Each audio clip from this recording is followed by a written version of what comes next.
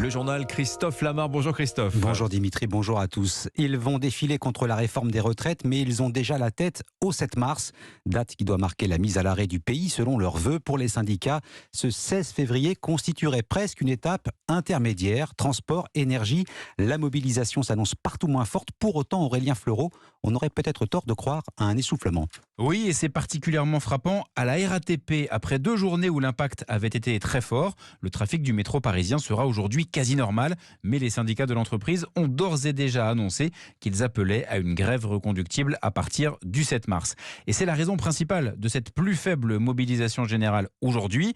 Continuer à mettre la pression, mais sans épuiser les troupes et sans négliger non plus l'impact financier des jours de grève sur le salaire à la fin du mois. Impact moindre donc dans les transports, mais aussi dans le secteur de l'énergie où des baisses de production sont annoncées, mais sans réelles conséquences. L'objectif est clairement de fédérer un maximum de métiers pour le 7 mars. La CGT vient par exemple d'appeler les éboueurs à eux aussi se mettre en grève reconductible. Aurélien Fleureau du service économie d'Europe 1. Côté trafic, justement, voilà ce que cela donne pour la SNCF. Un TER et un Intercité sur 2, 4 TGV sur 5. En Ile-de-France, comptez un RER sur 2 en moyenne. Moins de grévistes et moins de manifestants dans la rue, entre 450 et 650 000 personnes selon la police. Les chefs de file des 8 principaux syndicats, dont Laurent Berger pour la CFDT et Philippe Martinez pour la CGT, manifesteront à Albi dans le Tarn. Alors pourquoi Albi? Nous y serons tout à l'heure dans le journal de 8h. Nous rejoindrons le correspondant d'Europe 1 en Occitanie, Benjamin Peter. Pendant ce temps-là, à l'Assemblée nationale, les débats entrent dans la dernière ligne droite. Sauf miracle, les députés n'iront pas au bout de l'examen du texte. Demain soir, minuit, c'est la limite fixée pour l'examen en première lecture. Il reste encore 11 000 amendements à discuter sur l'ensemble du projet. Les chances d'examiner l'article 7 sur le recul à 64 ans sont infimes. Très discret jusqu'à présent. Le Rassemblement national a pris tout le monde à revers avec le dépôt d'une motion de censure. Alexandre Chauveau, le RN part d'un principe. Personne ne veut aller jusqu'à l'article 7. Oui, et Marine Le Pen parle même d'un référendum. Sa théorie, c'est qu'aucun groupe politique ne souhaite aller jusqu'au vote. Les Républicains pour ne pas afficher leur soutien au gouvernement, la NUPES pour pouvoir accuser l'exécutif de passage en force et Renaissance par crainte d'un rejet du texte. Alors c'est un coup politique tenté par Marine Le Pen, même si celui-ci n'a quasiment aucune chance d'aboutir. Gauche et droite ont en effet chacune indiqué qu'elles ne voteraient pas cette motion. Olivier Marleix des Républicains dénonce un coup de communication. La majorité parle d'un artifice alors que la gauche accuse à son tour le RN de vouloir ralentir les débats.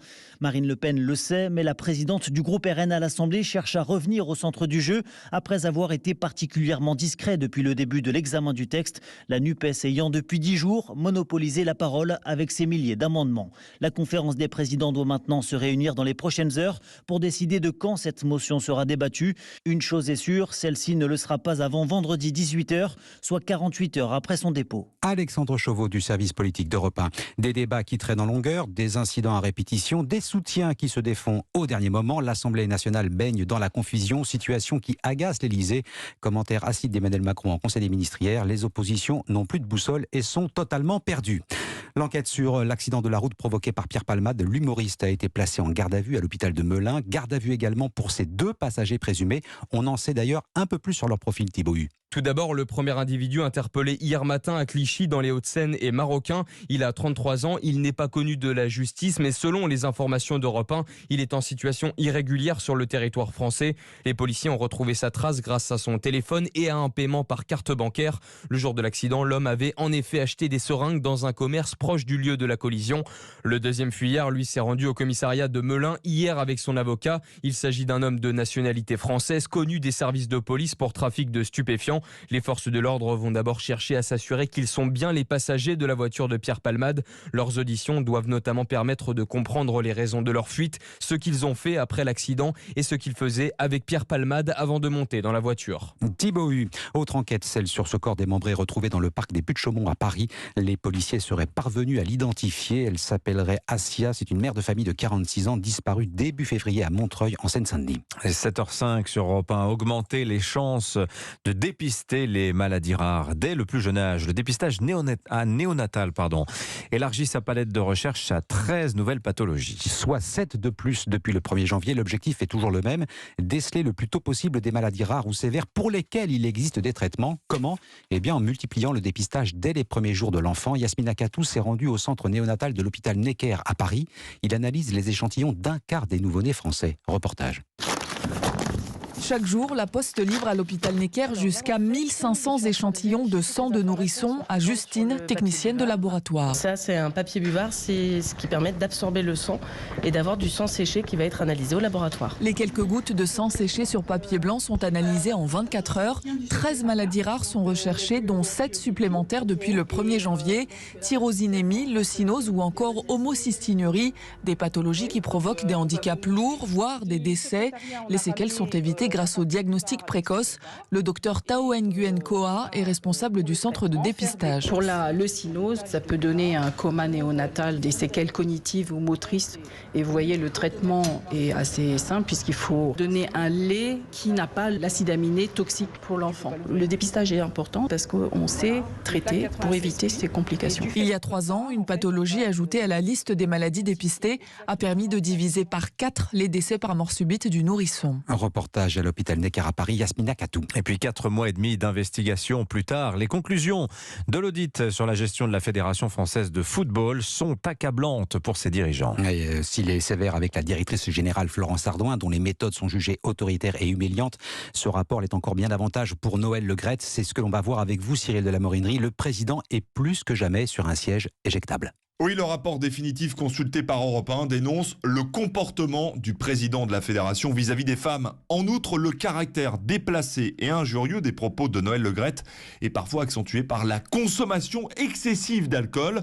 La ministre des Sports, Amélie Oudéa-Castéra, met sous pression le Breton de 81 ans et lui demande de partir. Je ne peux que faire mienne la conclusion du rapport. Il ne dispose plus de la légitimité nécessaire pour administrer et représenter le football français. Au sein de la Fédération française de football, les derniers soutiens de Noël Le Graët sont en train de le lâcher. Éric Borghini, membre éminent du COMEX joint par Europe 1, estime que Noël Le Graët a perdu toute crédibilité pour diriger la fédération. Le statu quo est intenable. Ça me paraît quand même très compliqué, il puisse retrouver son fauteuil de président et continuer comme si de rien n'était. Le COMEX doit se réunir en tout début de semaine prochaine. Une démission collective n'est pas à exclure, ce qui conduirait mécaniquement au départ de Noël Le Graët. Cyril de la Morinerie du service des sports d'Europe 1.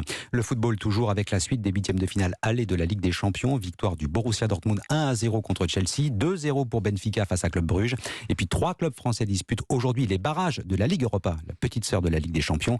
Nantes se déplace sur la pelouse de la Juventus Turin, Monaco ira à Leverkusen et Rennes affrontera le Shakhtar Donetsk, match programmé à Varsovie en Pologne en raison bien sûr du conflit en Ukraine. Merci Christophe. Les Nantais qui renouent avec la Coupe d'Europe. On en parlera tout à l'heure dans le journal de 7h30. On va aussi parler cinéma avec un hommage dans les prochains jours à Berlin, un grand réalisateur. Allez, un indice. Vous savez, c'est bon. Bien sûr. Quel traumatisme. Oui. Alors, c'est Les dents de la mer. Steven Spielberg. Voilà, Steven Spielberg. Ce sera donc, on va vous raconter ça avec Laure d'Autriche. Et puis, l'édito écho de Nicolas Bouzou arrive dans un instant. Quels enseignements peut-on tirer de ce premier mois et demi de mobilisation contre la réforme des retraites? Il est 7h09 sur Europe 1.